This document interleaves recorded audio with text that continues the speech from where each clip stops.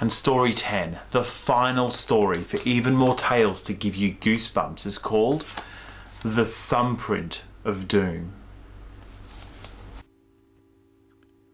The Thumbprint of Doom. Let's go swimming in the lake, I suggested. Trisha, you already said that. Can't you think of anything else to do? Jeremy asked. Harold doesn't want to go swimming. He's afraid. I was afraid too. Afraid that this was going to be the most boring summer of my life. Usually I go to sleepaway camp in the summer, but not this year. This year, I thought it would be fun to hang out with my best friend Jeremy, and I thought wrong. I didn't know his cousin Harold was visiting for 2 whole months. Nerdy Harold. Ugh. We're all 12, but Harold seems a lot younger, probably because he's really, really short and the total opposite of me and Jeremy. What are you afraid of anyway? I asked Harold, tightening my ponytail. We were walking around the block for the 3rd time, trying to decide what to do.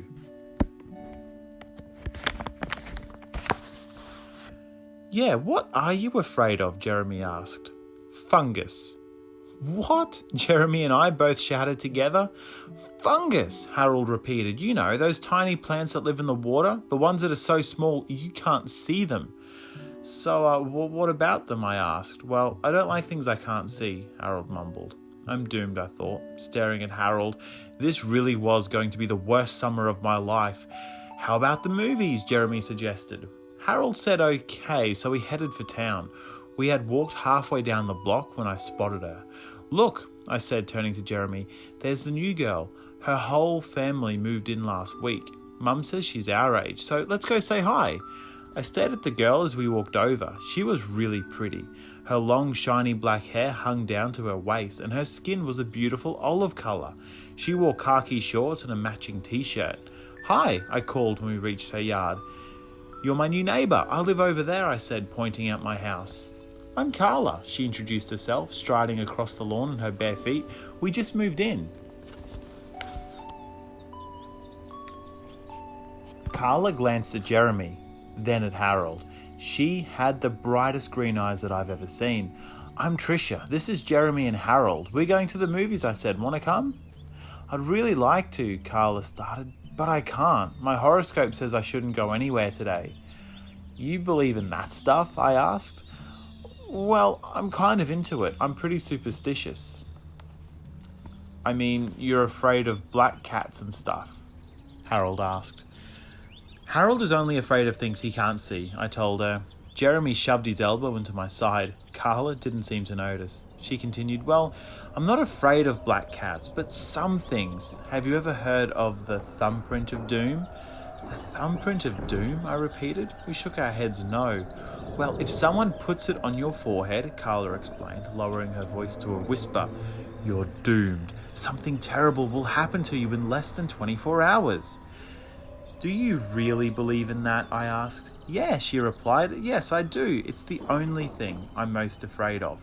We have to go, Harold stammered. We're going to be late for the movie.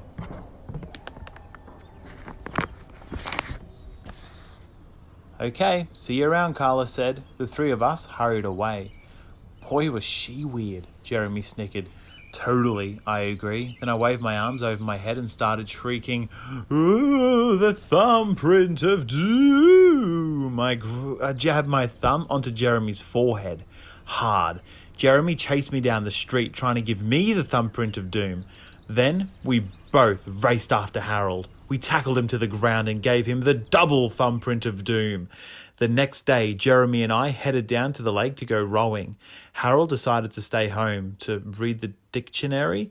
He says he wants to finish it by Christmas. He's already up to the P's. I convinced him he was way behind schedule.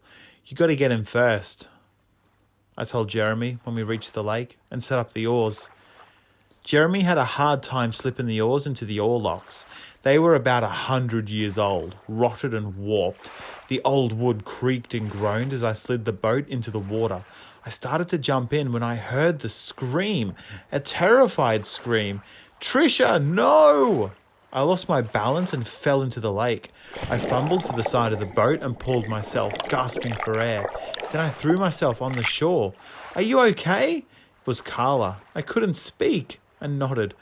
I hope I didn't scare you, she said, but you can't ride a blue canoe on Tuesday. Huh? Jeremy cried, helping me up. It's bad luck, Carla said. A blue canoe on Tuesday is bad luck for Wednesday. Carla, you scared me to death, I sputtered. I don't believe in those weird superstitions, and I don't believe you did such a stupid thing, I muttered under my breath. While I wrung out my t-shirt and poured the water from my new sneakers, Carla apologised. Then the three of us headed home. I wanted to be mad at Carla, but I couldn't. She was convinced that she had saved my life. Hey, there's Harold, Jeremy pointed out on our way back. Harold was walking down the street, dodging from tree to tree. I'd seen him do it before. He was trying to avoid the dogs, if there were any. Hey guys, I finished the peas. He ran up to us. Isn't that great, Trisha? I finished the peas. Then he shot his arms out and he shoved me hard. I fell to the ground and scraped my knees. Harold, I screamed, what did you do that for?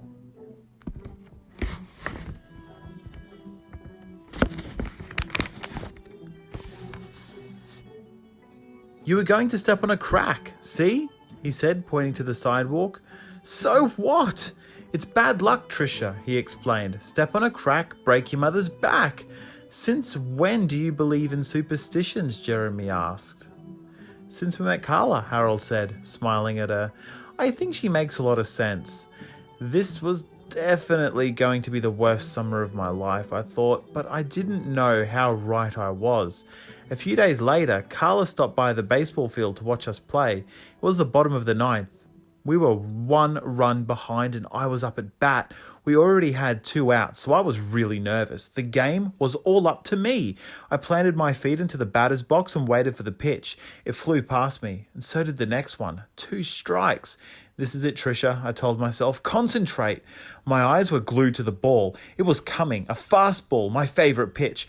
I started to swing, and Trisha! Carla ran out onto the field. Don't, she shrieked, waving her arms high in the air. The ball whizzed by me. Strike 3. Carla, I screamed, what is your problem? It's 13 minutes after 1 o'clock on a Friday the 13th, she said in a rush. You can't hit a ball now. It would be a disaster. Thanks, Carla, I grumbled. Thanks a lot. Carla and Harold left right after the game. Jeremy waited for me to collect my stuff from the bench. Then we walked home together. I can't take it anymore, I complained. Do you know what Carla did to me yesterday? Jeremy shook his head. No. She forced me to walk around the fire hydrant 7 times backwards. Why? Jeremy asked. I don't know why, Jeremy. All I know is she's driving me crazy. These superstitions are ruining my life. Jeremy shrugged. We've got to show Carla that superstitions are totally dumb, Jeremy. We've got to. The question is, how? 3 days later, I knew how. I had a plan to cure Carla of all her superstitions forever. It was sneaky, but it was good. Friday night after dinner, Jeremy, Harold, and I stopped by her house.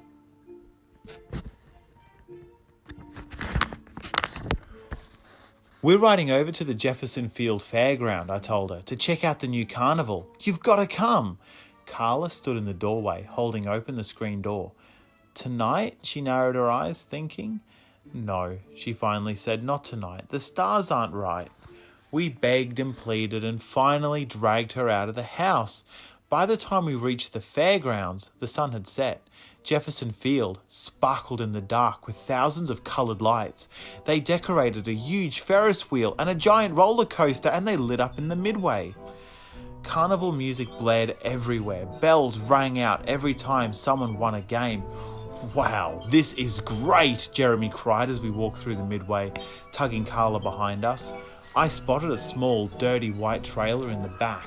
A sign hung over the door. Madame Wanda sees all. Have your fortune told. Come on, I turned to Carla.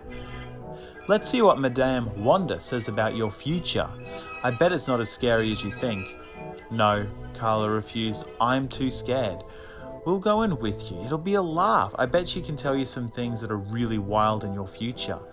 Karla shook her head. No, I'll stay out here with Karla, Harold offered. You two can go in. Harold was scared too. Harold is afraid of the future, Jeremy whispered to me, because it's another thing that he can't see.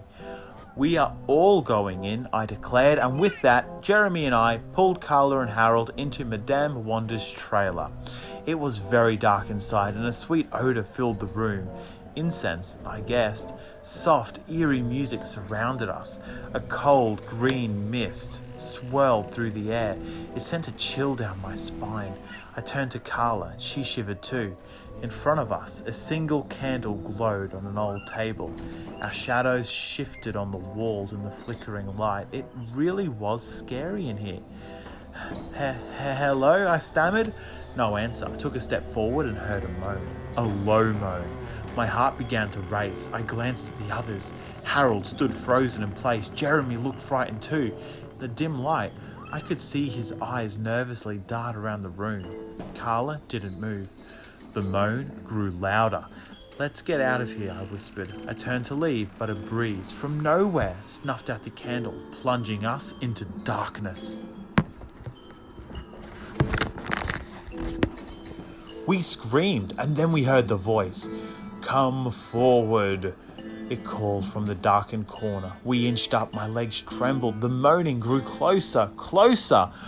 I want to go, Karla groaned. She bolted for the door, but a hand suddenly reached out and grabbed her. Madame Wanda. The woman struck a match and lit the candle. Sit, she commanded. We sat.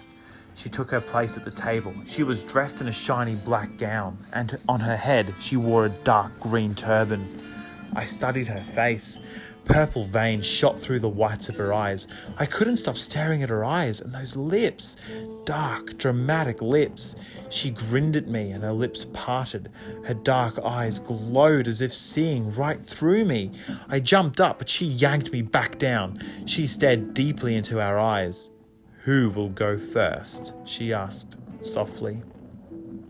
A trickle of sweat dripped down my forehead. I grabbed Karla's hand and raised it in the air. She will! Karla snatched her hand back, but Madame Wanda reached out and seized it. Karla's hand trembled in Madame Wanda's. Do not be frightened, the fortune teller said. I am only going to reveal your future, nothing more. Madame Wanda held Karla's hands tightly as she peered into a crystal ball. I glanced around the table. Jeremy and Harold sat perfectly still, statues with eyes glued to the crystal ball. I see something, Madame Wanda murmured. Yes, it's becoming clearer. And then she gasped. We all jumped. Madame Wanda's face filled with horror. Her eyes bulged with fear. No, I don't believe what I see in your future, she cried. What is it? Karla screamed. Tell me. I cannot. I have no choice. I cannot allow you to grow old and suffer. Then she dropped Karla's hand and pressed her thumb into Karla's forehead. I have given you the thumbprint of doom. No! Karla shrieked. She knocked her chair over and hurtled out of the trailer. We all leapt up and ran after her. We found her leaning against the trailer, gasping for breath. The thumbprint of doom, she murmured. She rubbed her forehead. We laughed. Don't be afraid. It was all a joke, I exclaimed. We just wanted to show you how dumb superstitions are. Nothing bad will happen to you. You see, it was all just a joke. Yeah, Jeremy added. We paid Madame Wanda this morning. We paid her to say all that and press her thumb on your forehead. I know it was a joke, Karla replied calmly. I knew that woman couldn't give me the thumbprint of doom. How did you know? I asked. Because only I have the power, Karla cried. Why do you think I believe in this stuff? Because I know it's all true. I know it's true because I have the power. That's why I'm frightened of it. And now I have no choice. You know my secret?